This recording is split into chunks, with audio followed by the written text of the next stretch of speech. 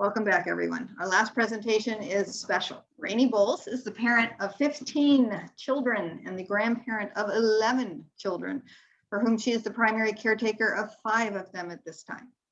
Her presentation is a great wrap up to all our previous sessions. She will help remind us of the most useful tools that we have gained over the last 3 days and help you to move forward successfully from here.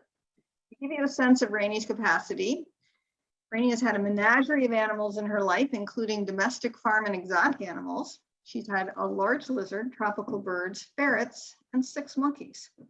Not to mention that she has 3 border collies that she breeds at this time. Raini loves research, genetics, and technical reading almost as much as traveling to warm, exotic places, so I bet that's something she doesn't have in common with many of us. Raini's dad was a weather forecaster in Oregon when she was born, so Raini is her given name and not a nickname. And I will add that Raini is an Energizer bunny and is an inspiration, and that she is even still standing upright with all of these high needs children and grandchildren that she has cared for in her life, and the professional pursuits that she has managed to fit in there as well. So Raini, thank you for being with us, and take it away. Right, so yeah, there are 15 kids. That 15 kids does include our 5 grandkids that we got 6 years ago and 5 years ago. 3 of them through foster care and 2 of them through just a custody agreement. We weren't expecting any of that, and yet here they came. We thought we were done. We'd already had about 100 kids through our doors, and of those, we already had a number of them that we had adopted or guardianshipped. And so here we found ourselves with 5 more kids. It was really a little bit surreal and quite a wake-up call. But I think the thing that surprised us the most was that of all of the kids that we had already had and all of the special needs that they had had, these kids had more trauma than any of them. We had had in the past girls who had been raped and were pregnant with the child of the rapist. We had had children of incest with FASD. We had had a girl that had been trafficked and branded with an iron in her side, clear to the bone. We had had children who had had deaths of parents. We had a lot of stuff going on. We had children whose parents were convicts, one that had survived a tornado, their entire family had been lost. We thought we dealt with a lot of trauma before, and then we got these. And these were our grandkids, and we were really shocked at just how much trauma there was, and found out later that a lot of it was generational from their mom, and we hadn't known as much about her history.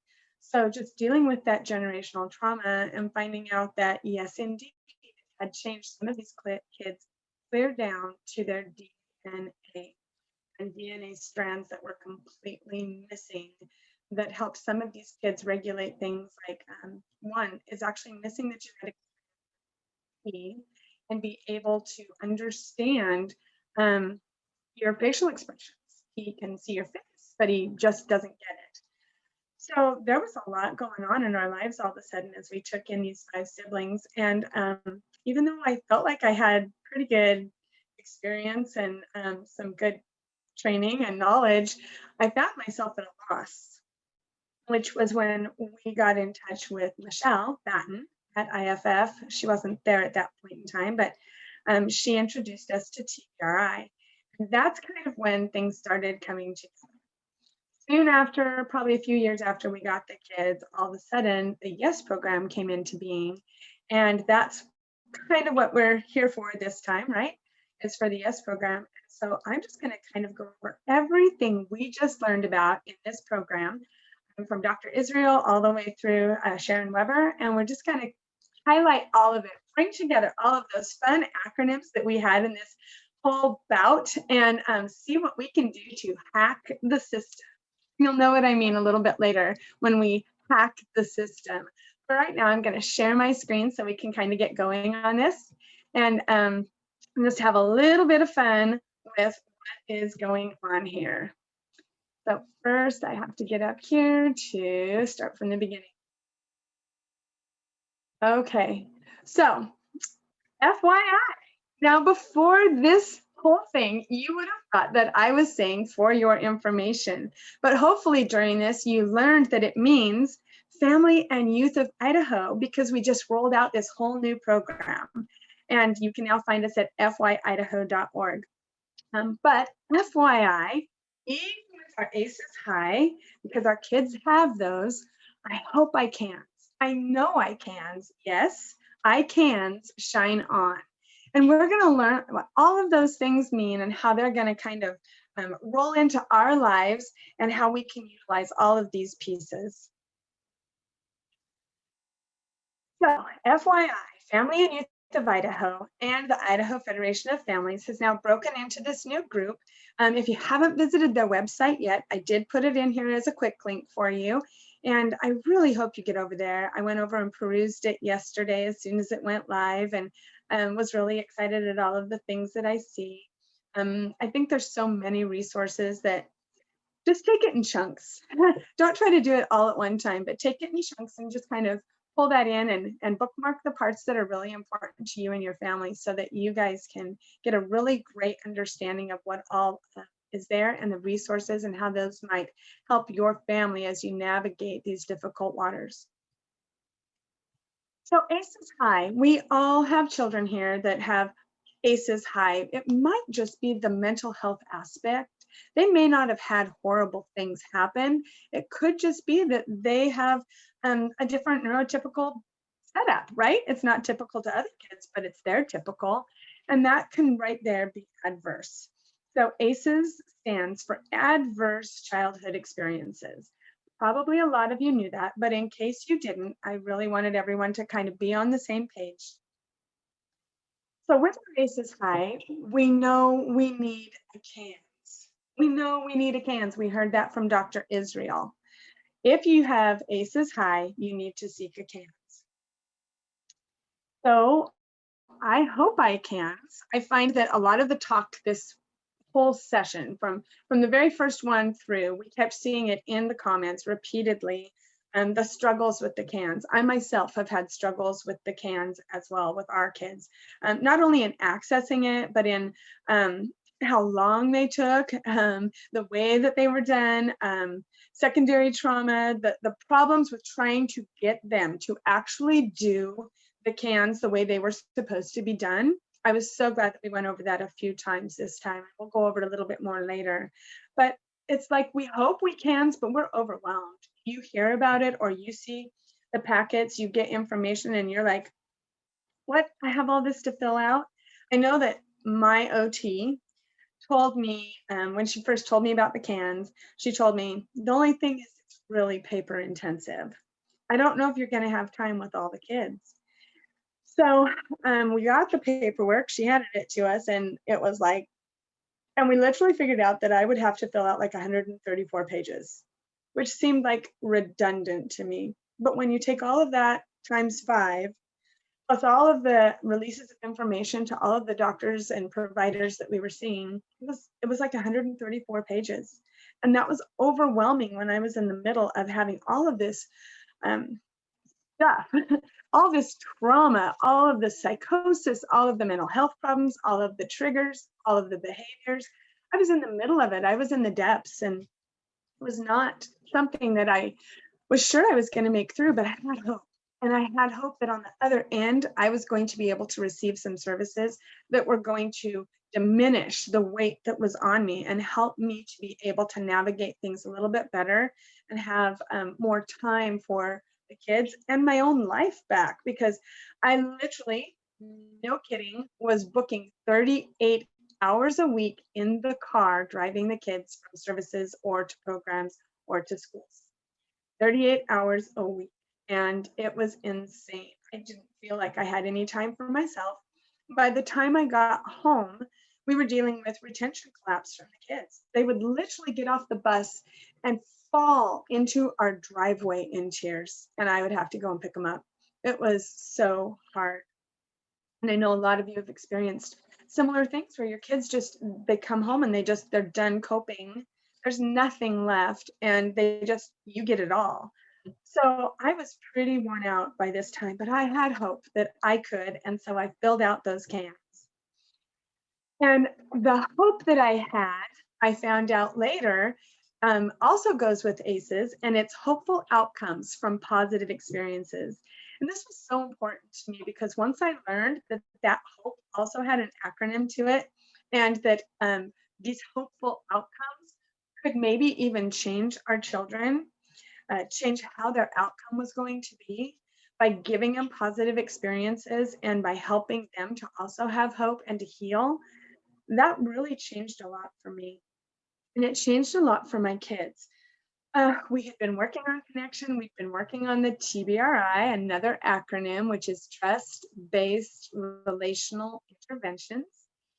And just having these pieces coming together and looking over some of the ACEs information and joining some of those groups, I was able to grow and give my kids tools and try to give the school tools. I can say that for our particular school, they literally were adverse to it and refused it. So we ended up taking our kids out. But not everybody even has that option. I still had hope. I had hope for these kids and what they could become. So then we're still hoping about this CANS, because CANS was the whole point of what we were doing this week here. So we want to go back to have the hope, but it's around the CANS, right? What is the CANS? It's the Children and Adolescents Needs and Strengths Assessment. I hope that all of you have a much better sense of what it does, how we can utilize it, and the way we can help the others know how they're supposed to utilize it after this week. But if not, there's going to be some links later and we will be talking about the different things. But I think that Dr. Fernando gave us a lot of hope when she gave us the link to some training, and it will be later on in my slides. So have paper and pencil ready so that you can write those things down. I think it's going to be very helpful. And a lot of us already knew, because a lot of us have already had the CANS, so we knew what this meant. But we want to make sure that we're getting all of this together. So our first speaker was Dr. Israel. He had so much to say, and I can't wait for the videos to come out so I can digest all of it. I was busy taking notes and I was trying to pull all of the pieces that I felt were like the very most important pieces for you guys to capture down on paper and put them here for you. And I do know that two things that he said would help us with this were finding out about the recommended levels of care for our children, whether that's a 0, 1, 2, or 3. I loved the way he explained them to us so that we could know that a little bit better. And then also knowing the frequency and intensity of services that are determined by that level of care. One of the things that he gave us for understanding that is in his handouts, and it is the algorithms. And it goes over a lot of those pieces. Don't have to look at it here because guess what? It is in the handouts that are on the application. So all you have to do is go down to documents and then you can go in there and print them out for yourselves. And I'm going to be showing you the pieces that you really definitely want to be pulling out of that. So some of the tips and tools that he gave that I thought were really very helpful and could be used by all of us was accessing the understanding of algorithms, which is the part that I just showed you. And then if you can't find it there, write that down. Write down that little link there so that you can get it. And maybe Michelle could even type it into chat for you so you can just capture it. But it was really important for me when I saw that yesterday to share that with you because it had so much very valuable information in it that really kind of explained some of those things to us, the numbers and the intensity and all of that. So that was a very key piece that I want you guys to capture. He said, be an active part of the treatment. An active part, don't just sit out in the hallway or send them in another car all the time. Do the check-ins. Make sure that you guys are on the same page. Make sure that you know what's happening and what parts you should be able to help with, because it is a family that is being impacted by our issues, whether it's mental health or trauma or a myriad of things. It could be a whole conglomeration of things. We're all impacted, not just one child. Everyone in the family, an extended family, everyone in our community that is close to these kids. So the more that we can be active in that treatment, the more that we can help to help. others understand, ourselves to understand, the family to be able to navigate together in order to help these children or child. And advocate for your family as a whole, not just as one family member, but as a whole. Advocate for yourself, for your spouse or partner, for your children, grandparents, whoever is a part of that family unit. Advocate to try to get the help. Maybe grandma and grandpa do not understand schizophrenia or bipolar or autism, and you need to advocate for more tools to help them understand too. Do it. Talk to your providers about it. Get some help from someone. Talk to another friend that has similar circumstances. That's one of the nice things about the IFF and now FYIdaho is that we have community.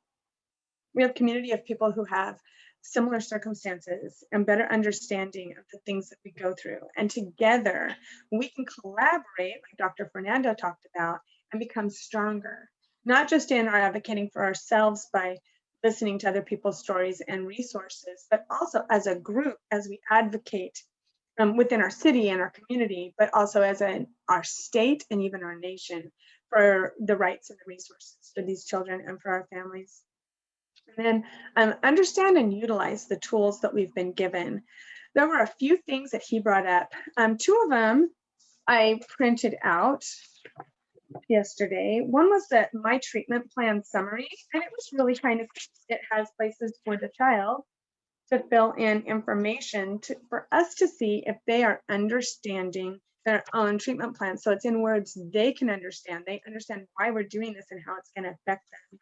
The other part was the planning pyramid, which he talked about on multiple occasions. So the pyramid.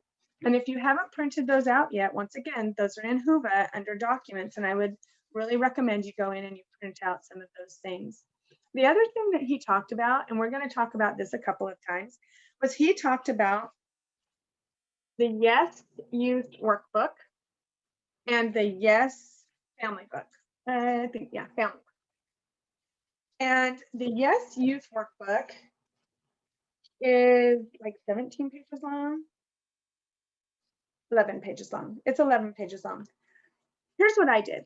I have kids with a lot of different ranges. I have one that is probably really high functioning Asperger's, but not diagnosed. I have one that is SCD, which is a cousin to autism, also has ADHD, OCD, DMDD, and a whole bunch of other letters past his name, right? Too bad he's not a doctor. He'd look really great with all those letters, maybe someday. But I also have another one that is very sensory, the one that can't tell emotion and thinks that everything is personal and an attack on him and hates the word no or any kind of a redirection that makes him feel like he did something wrong. He has a trigger response to it. So I was like, how am I going to do this with my kids? I also have two little girls, but they don't write yet well enough to do this. What I did was I gave this to my kids, each one of the boys, and I let them do it in their own way. So my oldest one, who is very articulate, he wrote in it. He wrote, it's very friendly for the kids. And he wrote in it, which worked out great. We were able to give it to his counselor. One of them spoke it type to text or text to type into his computer and filled out all of them. I just had to let them know you need to say what page it is and tell the question so it's a whole sentence so they know what you're actually talking about and they can put it together. And then the third one actually typed it out. Each one of them got to use whatever they felt most comfortable with, but they got to do it in their own way so they felt like they had some control and some power in it. So they had buy-in. And once they had buy-in, that really helped. We have not finished our TCCs yet. I'm not really sure where the holdup is at the moment. Partially, I think because we keep getting a lot of different targeted care coordinators. There seems to be a lot of turnaround in that area. But my kids have done their part, and that was huge, very huge for me. The girls, it was easy because once the boys had done their part and felt so proud about it, then the girls wanted to have that buy-in. So they were able to tell me their stories, and I just had to go through it. What I found out was once we did our Yes Youth book, there wasn't an awful lot of reason to do the family youth book. because so much of it was the same. So I would read through the family book first, looking at the Yes Youth Workbook, and maybe just filling in there if there's something you want to make sure that you bring to the attention of whoever is doing that for you for your cans. That really worked really well for us, and it worked well for our provider that was doing the cans. So those are my highlights on that part. So I know I can't. Now I have to hope. Now I've filled out the cans. I'm even to the point where we've done it a few times, and I know I can't, but now I have reassessments on a regular basis, and that's where the Knoww comes from. So the Knoww here stands for,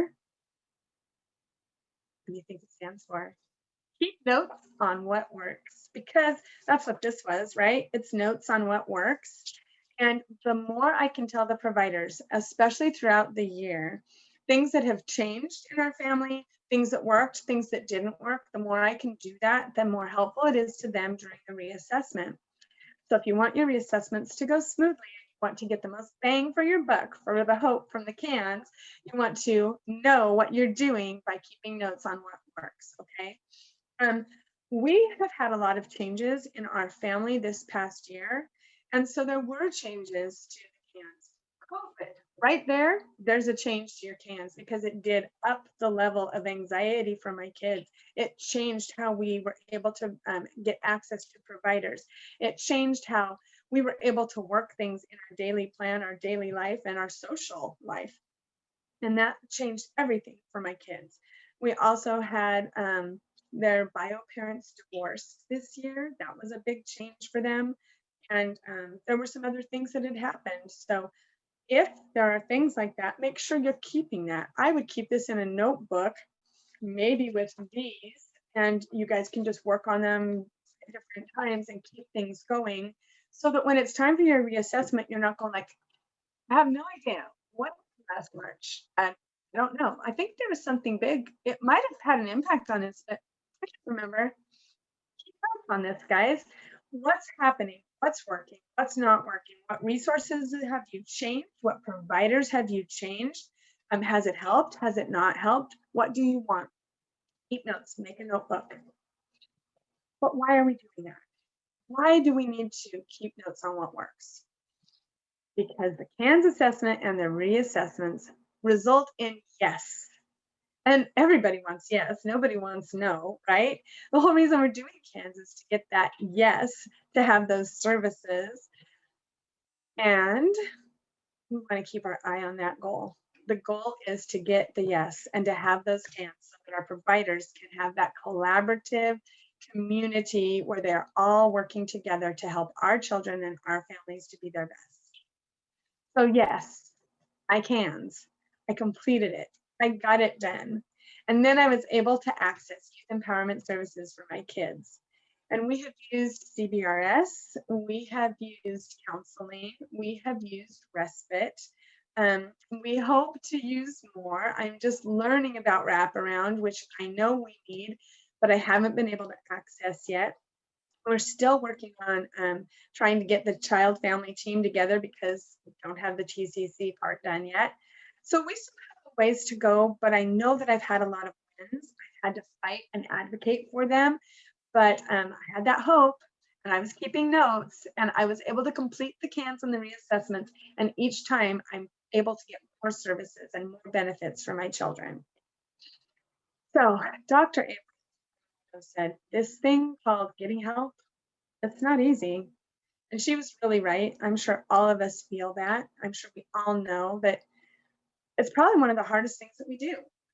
Yes, we have to deal with the behaviors and we have to deal with the public and how our kids interact there and how people don't get it, and the schools and the IEPs and the 504s and the providers and going over things a million times and all of these forms and all the paperwork. All of that is the part that's not easy, because all of that is the getting help, the saying something, talking about it, the being vulnerable and transparent, sometimes with people we don't even know. It's not easy.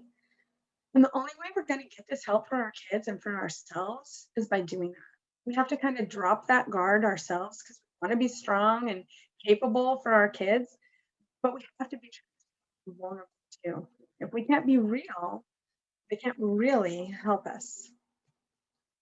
According to Dr. Fernando, we should advocate for one coordinated cans, not multiple cans like we're doing. One, and I think that maybe Idaho just doesn't fully know how to do it, or not all of the providers. We know that we're a baby program. I work in foster care, and so I work with the children's CPS and the DHS. And I know it's a baby program. We're still working on it, but we, as the family that this is impacting, need to come together and explain to them how it should be working and how we need it to work, so that we aren't overwhelmed by all of it. So one coordinated CANS, find who that provider is going to be and do that. Last year, no kidding, I had just finished over 10 hours in 3 days with a provider who literally went line by line, 120 questions for all 5 kids to do the CANS assessment. I didn't know this wasn't the way it was supposed to be. No kidding, 2 days after I had completed that, I got a phone call from Liberty saying, hey, we need to redo your CANS. And I lost it. I did. Mama Bear came out. I am like, no, I cannot do this. My kids cannot do this.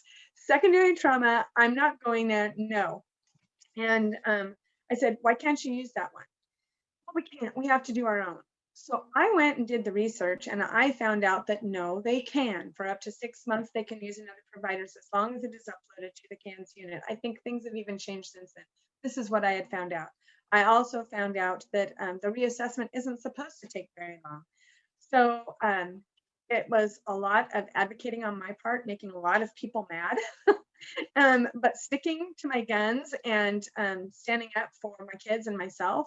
And we were able to get it done. And I want you guys to advocate too. You need to stand up for yourselves. Put that air mask on you first. Take your deep breaths and then be able to stick up for your kids and help them to survive this too, because it's not easy, like she said.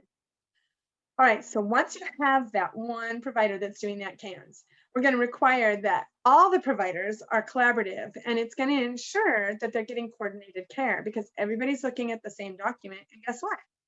They have to go to that document because you're not providing it to everybody else, so that they're getting a little bit of a different story, or you forget a part. They're getting the same one. That's the only one they're getting. So it has to be collaborative, okay? And then we're going to have that one central provider that's doing that CANS. We're going to refer everybody that needs one to them. They have it. It's on the CANS system. If you have questions about it, you need to go to them. Now, that doesn't mean that we don't have to do the reassessment. We do, but it should be quick and simple at that point in time. And we should make sure they've read it in advance. They call you like a day or two before to remind you of your appointment, and just remind them. We're just reassessing this. I hope you've already read it, because I'm not rehashing it. I don't need the secondary trauma. And then we need to make sure that we're getting our own copy of our CANS, so we can tell what level do our kids have? Where are they? What's that intensity? So we know what services we should be able to, and then talk to that one provider. Know that child's level of care. What are the short-term goals and the long-term goals? Well, in interventions and supports, are we able to access, and are we able to access them? How can we do that? Let's talk to that one provider. Once we know these things, we can have those discussions. We need to also update that plan and those interventions to make sure that if something's not working or something has changed, that we can definitely update that CANS. You don't have to wait for a year. Get it on there so all of the providers know what's going on, and advocate, advocate, advocate. All right. There's a lot of information that she gave us. So hers is 2 pages long. She also said to utilize that treatment planning pyramid that Dr. Israel gave us, the one that's in the documents on HUVA, and to track what's important. Guess what? The Knoww. That's the keep notes on what works. Track what's important. Keep it in that book so you know exactly where it's at. Use trauma-informed, evidence-based practices. If something isn't trauma-informed, or not evidence-based, that doesn't mean it couldn't be usable. Some of the music therapies, some of the therapies out there, not all of them are evidence-based, but some of them help our kids. But we also want to make sure that a lot of the things we are doing are trauma-informed and evidence-based, so we're not re-injuring our kids or causing more problems and making it harder for all of us and ourselves too, right? When things are not trauma-informed. She said specifically, I don't feel this is trauma-informed. Let's try something trauma-informed instead. I like the fact that she said, we have that voice. Let's use it. Let's say those things. Our kids may not be able to, so we need to speak up for them. And we can also teach our kids to say that. My kids know how to say that. This isn't trauma-informed. Learn about and understand the CAN's tools and the processes. Now, with those processes, there's a CAN's user's tip sheet that she has. And then there's training in CANs that's available through TCOM. We learned what that meant yesterday too, another acronym to throw in there. So it's Transformational Collaborative Outcomes Management. Her website is right there. Hope you have that pen and pencil handy. If not, it can be put into the chat as well, so everybody has that. And that on their website, they have action planning. And the action planning training is free. Now, if you want to take the whole CANs training like everybody else does that's in interviewing your kids, you can. She can give you a code. Apparently, that's what I'm understanding. But that the action planning is free. So, wow, I went away from her with just like so many notes. I had to spend hours yesterday going through them all and trying to pull out what pieces do I need to share? How are we wrapping this up and giving everybody the best of what was out there? And I think that these are the most important pieces that she had. But of course, there's more. We had another day, and today we heard from Barbara, Sharon, and Chastity. And we learned that the CANs, caregivers, resources, and needs help the whole family as a team, right?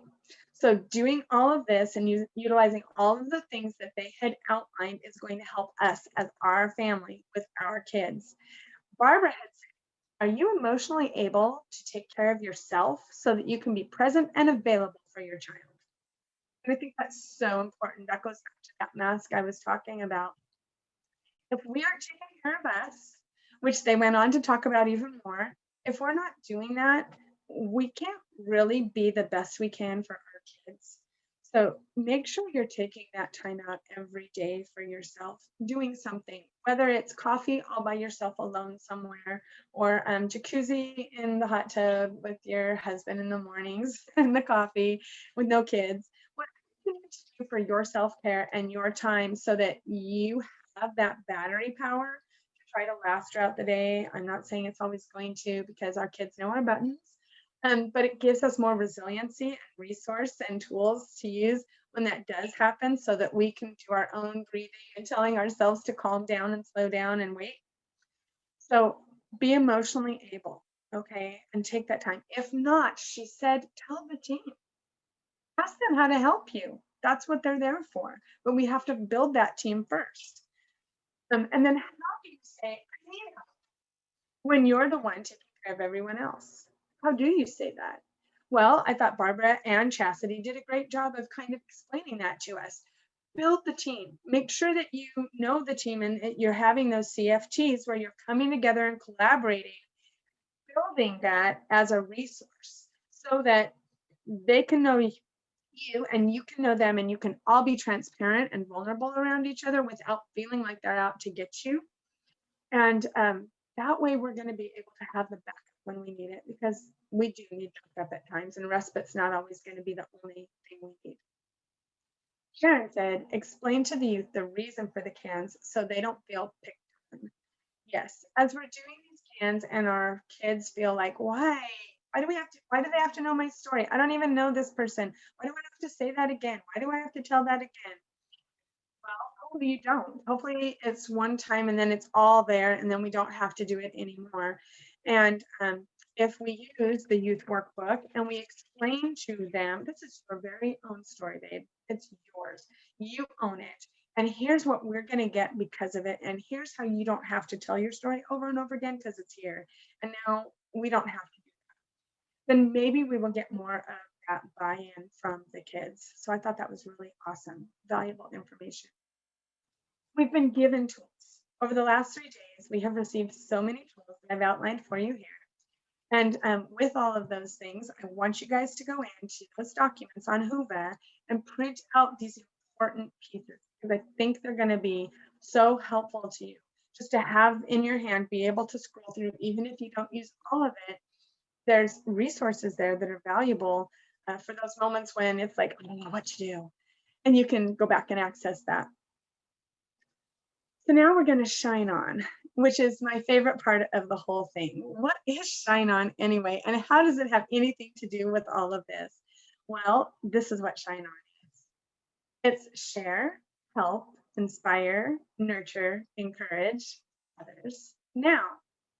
So if we are shining on, it means that we are going to share all of this information that we got today with the other mamas and papas that couldn't be on this call, with the other caregivers who need this information, with the school, with the providers, with everybody who needs to know. This is how the CANS is supposed to work.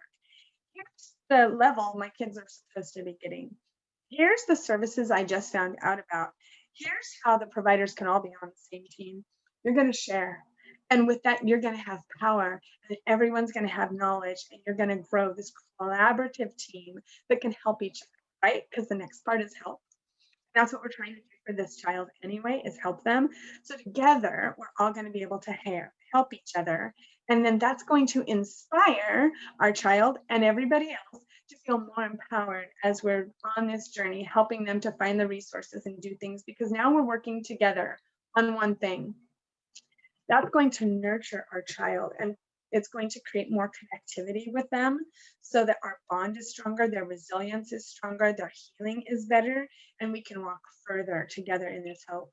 And that's going to encourage everybody. I mean, when a child feels nurtured and encouraged, they grow, they sprout. We all do. So if we use all of these things together, then we are all going to feel a little bit more empowered, a little more self-assured and confident in everything that's going on.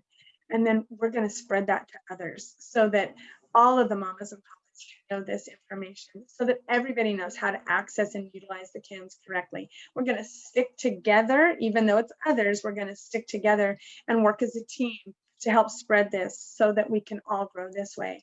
And when are we going to do it? We're going to do it now, starting today. You've got the tools. I'm going to leave you on a high note so that we can all go out feeling empowered with all of this information. And then we can go and spread this, because guess what, guys? Guess what? You can. You can. And now you can even hack the system. This one is from Dr. Israel. When he heard what I was going to be speaking on, he said, oh, look, you can hack the system, because hope, it overcomes those ACEs, and CANS are easy when you know what to do. And now you guys have that information. So yes, for your information, Family and Youth Idaho, I can hope, know, and ace this to shine on. And that is how I'm going to leave you guys, although I will take some questions. I see people have been writing a lot, so I'm really excited to go and see what all you guys were sharing with me while I was gone. And I'm going to stop sharing my screen so we can talk. Okay, Raini, how valuable. My gosh, I can't even imagine a better wrap up to really just take us right from morning one through to an hour ago, no, less than an hour ago, and help us hit all the high points. As parents, what did we need to call out of these days? And then truly leaving us on a high note, not like I'm overwhelmed at everything I have learned. There's so much for me to go figure out. Well, you just sort of really gave us the tools to do that, reminded us of everything we've learned. I can't thank you enough for that.